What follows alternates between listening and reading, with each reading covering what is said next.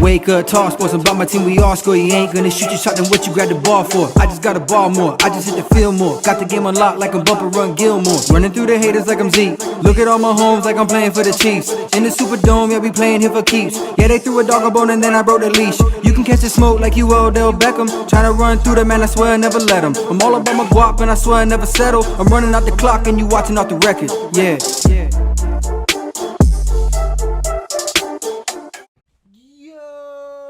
What's up, everybody? Thank you for checking in once again, and after a long ass time, to OTRSN Network. It's your host, Steven Valdes, and like I said, man, it's been a long time. I got a bigger chair, so this shit's everywhere.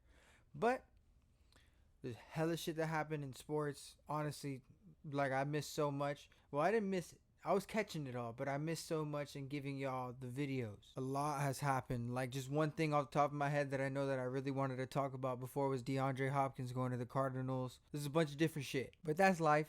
You know, I work, and it takes, all my time. Yeah, as y'all can see, we still got tape. So, I mean, same shit going on. Let's jump into this. As the Clippers lost to the Nuggets when they let the Nuggets come back from a 3-1 deficit, they ended up firing Doc Rivers. If you ask me, I think it might have been a little bit of a mutual agreement, but it's out that it's fired, so I doubt that they would lie about it. So, I mean, I guess I don't know shit. Doc has usually been a stout coach, especially in the regular season, but in the postseason, that's at least lately, especially since he's became a Clippers head coach, he hasn't been doing shit. The only thing that he's really done in his career was coach the Celtics, a stacked ass Celtics team, and they got a finals, but they never did it again, and he's never even went to the conference finals since. I mean, I think he has on the Celtics, I'm sorry, but not on the Clippers. This year though, I don't blame him. Kawhi and Paul George both folded, and with all the load managing and the injuries and lemon pepper Lou, you tend to lose team chemistry and you tend to lose grasp of just the team in general, just buying into your system. As the Clippers head coach, Doc Rivers went 27-32 in the postseason. That's a lot of losses, not enough wins, and that's exactly why they didn't make it to the conference championship. Even still, with Kawhi Leonard and Paul George, he still didn't make it to the conference championship. I don't know. You're the only common denominator in this. Kawhi is new. Paul George is new. They win. I mean, not Paul George as much, but Kawhi does. I mean, fuck Kawhi, but I think that they're going to pick up Ty Lue. Ty Lue is their assistant coach, so I mean, I guess just promote him to head coach. That is honestly the best choice because Ty Lue will get in your shit. He'll tell you straight up, yo, this low managing shit, that's cool, but every once in a while you got to make sure that this teammate chemistry is on point. But Ty Lue also has another job in line, which is with the 76ers, and we're going to talk about that a little bit later as well. But with the Clippers, it's not just the head coach.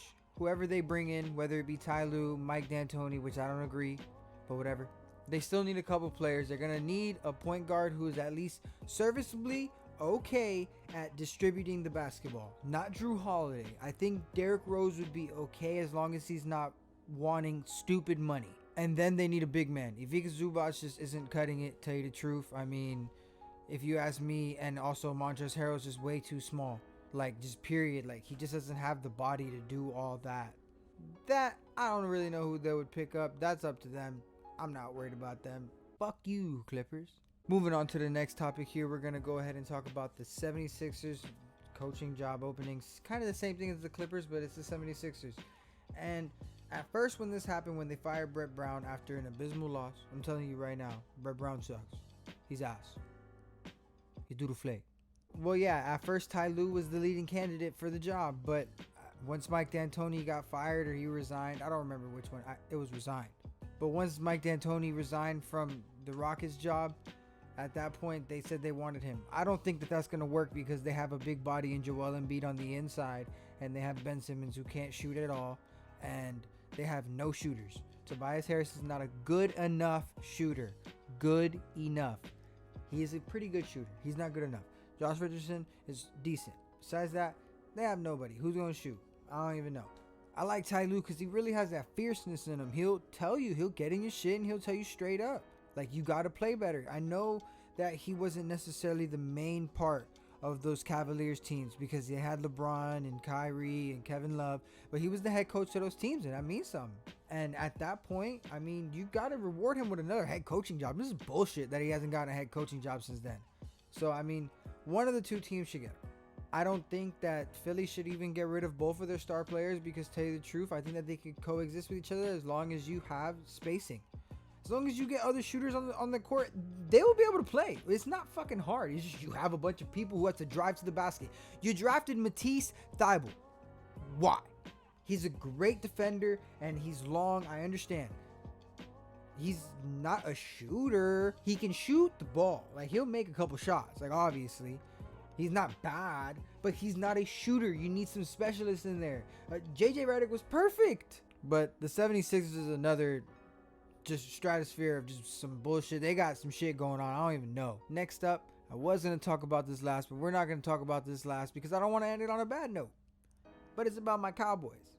Y'all playing like dog shit. All of y'all. The Dallas Cowboys is starting the season off right now 1-2. I would usually be worried, but they're in the NFC East. That division sucks worse than the Cowboys. Our defense is complete dog shit. Like, from everybody. And I know we have injuries, but DeMarcus Lawrence, you're making $20 million. You have 0 QB hits and 0 sacks. At least last year you had your numbers a little bit with 16 QB hits and 5 sacks. But besides that, this season you ain't been doing shit. You're absent. Aldon Smith, who just came off of, I don't even know, like a 5-year hiatus. Probably even more than that. Because it's 2020. Time you motherfucking fly. And he's really outplaying DeMarcus Lawrence. Like, he had 3 sacks last game. DeMarcus Lawrence couldn't even hit the fucking quarterback. If you're getting double teamed, okay. If you're that fucking good, you beat double teams. Because Aaron Donald be fucking shoving this shit out of people. And he makes money like that. So, shouldn't be asking for that much money if you're not Aaron Donald, jit. And then we have the injuries to Leighton Vander Esch with the neck injury. I knew right away when they were doing this little shit, that little shit right there, I knew it was over with. Because straight up, that's a neck injury. They said it was a collarbone. I guess that was just to be optimistic to not get everybody worried. But straight up, it's his neck. And it's going to linger. It's going to nag him. Probably for the rest of his career. No, I don't even know how long it's going to be. And Jalen Smith, the other linebacker, I mean, come on, man. You're looking like a shell of yourself. You just got paid. Why is it that when all of our players get paid, that's it? Were you just playing good to get paid? Is that it? You're getting a check? Because if so, then that's some shit. I enjoy our second half offense. But our first half offense is so bad that our great second half offense can't even make up for it. Think about it. Dak can't do shit in the first half. Not even 100 yards in the first half. Second half, he'll get like 300 yards. Throw the damn ball in the first and second quarter. And if you can't do that, then you need to run it with Zeke. And if you can't do that, then something needs to change. Someone needs to be traded, let go of. A coach needs to be fired. Something. You need to open training facility and let people just come in and try out for the damn team. Maybe we'll get a fucking corner. Because we have no cornerbacks. The only thing that I like is Trayvon Diggs, and he's still getting beat. You didn't pick up Earl Thomas because Earl Thomas is now going to the Texans. I mean, maybe. But it looks like a sure thing. And we need a safety. Xavier Woods ain't cutting it. I like what I see from Zeke, though. But he just can't get the ball because we're always behind. 3 fumbles in the first half versus the Falcons. We managed to come back, and I couldn't even be happy about it because we look like complete shit. There's nothing to be happy about if you're a Dallas Cowboys fans right now. The only thing you're to be happy about is that the Eagles suck ass. But I'm done talking about the Cowboys because my head, like, right, Chuck? Shit's starting to hurt, and I'm not with it. So we're going to go ahead and jump into the next topic. The long-awaited Miami Heat versus the Los Angeles Lakers finals. First of all, I told all y'all we was going to make the finals. No, but y'all not going to beat the Celtics. Y'all not going to beat the Bucks. Shut the fuck up. We smacked the shit out of them boys. All of them. I swear to God. Miami Heat. We're the best. No, I'm kidding. For real, though. This is the first time LeBron has actually went against the Heat in the playoffs or postseason at all. Any type of series. It would have been great to see him versus Dwayne Wade. That would have been fire. But it's whatever. A lot of people have asked me, do the Heat have what it takes to beat the Lakers? Hell yes, we do. We have hella bodies to throw at LeBron. And there is no stopping LeBron James. LeBron James is a superstar at the highest degree, period. One of the greatest players of all time. Some think he is the greatest. There's no stopping him. You can only hope to slow him down. And then they also have Anthony Davis. Him, you can hope to slow him down, but I don't care how much hope we have. We don't have a big enough body to slow him down. He's going to do his fucking thing. And I think he might win MVP just because there's nobody on the Heat team that can stop him. Bam Adebayo is great on defense. You can't defend. You can't make up for the inches. I don't care what type of vert you have. Anthony Davis is way longer and way taller than him, period. Just taller, and then his arms and limbs are longer. What are you going to do? You going to jump way higher than him too? No, he's Anthony Davis. He's fucking athletic. And that's the main thing that worries me is their interior, because they have Dwight Howard and JaVale McGee. All three of them could kill us, because all it took was Enes Kanter's slow ass to kill us. Once Enes Kanter came into the game when we were playing the Celtics, they came on big runs, 12 points, 15 points, and they just came back. All because Enes Kanter was in that middle, and we can't stop him. Who are we going to put in? Kelly? Myers Leonard? I like them, but not to defend a big ass. I think that Dwight Howard's going to be the one really with Bam most of the time, because, I mean, he has better footwork than JaVale. He's more mobile. And Anthony Davis will be doing the same thing whenever he's not in the game. That's when Dwight would be doing it, I guess. Unless they run some shit where both of them are in the game, then God, oh my God, I don't really know. Tell you the truth, they're too damn tall. But I like the bodies we could throw at LeBron and Jimmy, Jay, and Iggy. Iggy has experience, but he also has experience getting shitted on by Bron. Let's not act like Bron ain't been doing his fucking thing every time he went against Iggy. Jay Crowder is a little, he looks a little bit stronger. He's a little bit thicker. So I'm not 100% sure in Jimmy. I trust Jimmy. I like Jimmy. But I don't necessarily want Jimmy to only lock down on defense if we need his offense. You understand what I mean? He needs to get aggressive and he needs to score some points. Because at the end of the day, without Jimmy scoring points, we're not going to win. The Miami Heat's best shot at winning is doing exactly what the Mavericks did to the Heat. And that's keeping that zone defense and making LeBron James shoot. Because we all know when you make LeBron shoot, more often than not, he's going to miss it. I mean, he's not a low percentage shooter, but he's not a high one either. So, I mean, you'll live with that. It's better than him driving in and dunking on his shit. And yes, that's exactly what the Mavericks did to beat the Heat. And they shut him down to 18 points. That's not necessarily shutting a player down, because 18 points is a good amount, but it's LeBron James, and anybody would take that. You got to force LeBron to throw it out to the three-point shooters that have been struggling this whole entire postseason, this whole entire bubble season, to tell you the truth. Danny Green sucks ass.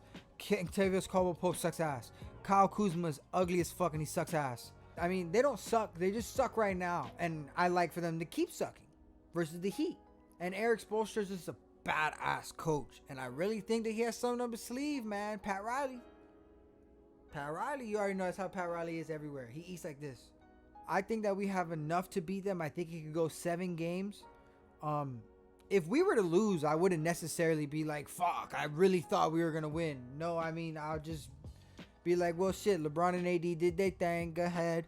And we have some young players to build around. We still got Jimmy, you feel me? Like, there's a couple people who need a contract, and we're expecting a big offseason this season. Oladipo's looking to leave, and everybody know Oladipo want to come to the Heat. Come on. I'm not one of those Heat fans that think everybody do, but I think Oladipo do. Just telling you the truth. And I think Joel Embiid does too. But I don't really want him. I'll take Oladipo. Well, actually, we need the size. Joel Embiid would be nice. Now that I'm really thinking about this on the spot, I think Joel Embiid might be nice. Might have to think about that. But that's going to end it here, you guys. Thank you if you're checking in again. I know it's probably not going to be a higher number video with views and shit, but I don't give a fuck. I honestly enjoy doing this.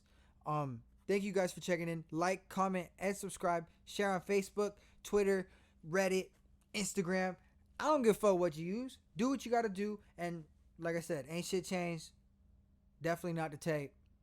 Probably won't ever change. Fuck with y'all. Holla at you. Yo, bitches keep playing.